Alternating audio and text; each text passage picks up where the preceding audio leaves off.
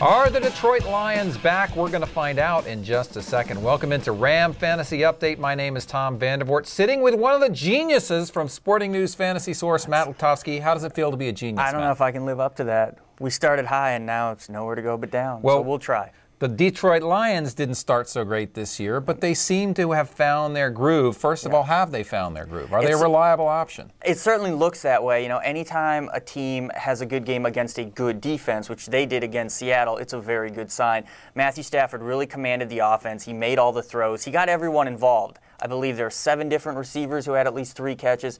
A very good sign. People are a little worried about Calvin Johnson not having a big game. He dropped a touchdown, though, he should have had. He'll be just fine going forward. Okay, now, as we watch that team break out, fans are still waiting for Cam Newton in Carolina and Michael Vick in Philadelphia. What's the prognosis there? Well, it looks good for both, but this is a big week right now because they both have good matchups. The Eagles are playing the Saints. The Panthers are playing the Redskins. Both of those teams are in the bottom 4 in total defense. So this is one of those kind of those benchmark weeks. If they don't break out now, that's a real bad sign going forward. But there's a lot of talent on both these teams. There's some question marks about trading D'Angelo Williams, trading Steve Smith. Is Michael Vick going to get benched?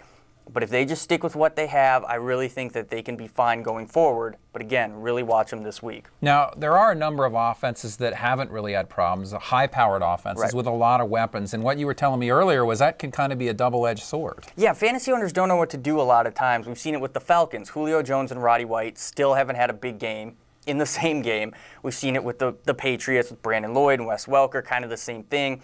And a lot of times with these teams, someone gets forgotten, be it the running back, be it the tight end. Right. So, like you say, it's a double-edged sword. You want these offenses to take off. You want them to put up yards and points, and you're just going to play the odds most weeks. Right. But you don't always know what you're going to get, which can make things a little confusing for fantasy owners. So if you have the quarterback on those teams, you're probably pretty okay. That's the big one. You want the quarterback, and then you want to really look at targets. You want to look at carries. You want to see how guys are used, and the guys getting the most looks are obviously the better options. Okay, now finally, we always got to get from you a sleeper of the week. Do you have a sleeper or 2 this week based on I'll give you 2 sleepers this week, both wide receivers, kind of for different reasons. One is for usage. Andre Roberts on the Cardinals.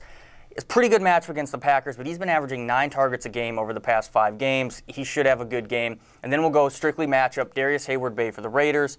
The Bucs, 2nd worst passing defense, 3rd most fantasy points allowed to wide receivers. He should have a good game along with Denarius Moore. All right, we'll see what happens this Sunday. For Matt Lutovsky and Ram Fantasy Update, I'm Tom Vandervoort. We'll see you next time.